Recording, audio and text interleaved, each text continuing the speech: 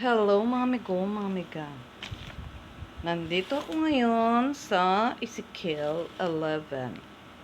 Salamat Panginoon at syempre sa aking Holy Spirit na nagbigay sa akin nito ngayon. Sana makinig kayo. Dito ako tinuro.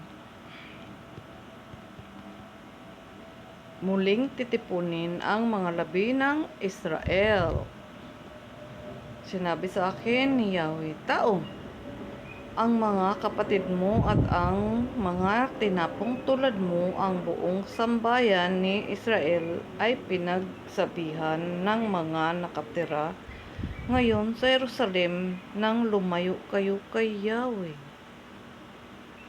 Ang lupaing ito'y binigay na sa amin, kaya ganito ang sabihin mo sa kanila, pinangalat ko sila sa iba't ibang dako, kaya maaari nila akong sambahin pansamantala saan man sila napatapon. Sabihin mo nga na muli ko silang titipunin mula sa mga bansang kinatapunan nila at ibibigay ko uli sa kanila ang lupain. At pagbabalik nila roon, alisin nila ang mga kasuklam-suklam na mga bagay roon. Bibigyan ko sila ng bagong puso at bagong espiritu.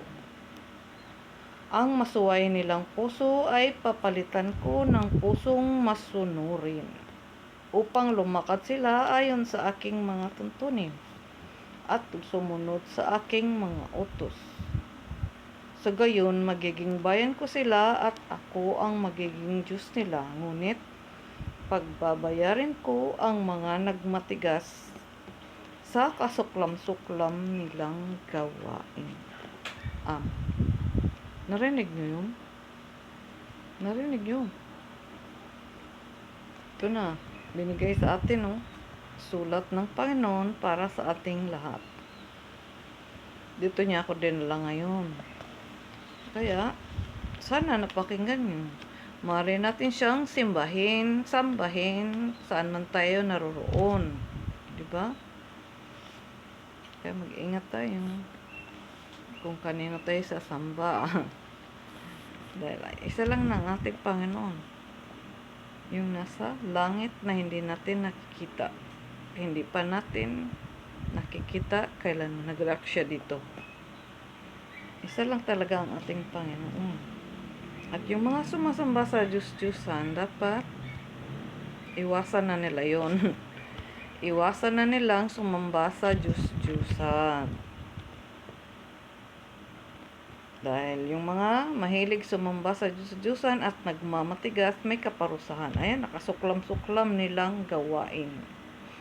Pagbabayarin ng Panginoon ang mga sumasamba sa Diyos-Diyusan na matitigas ang mga ulo.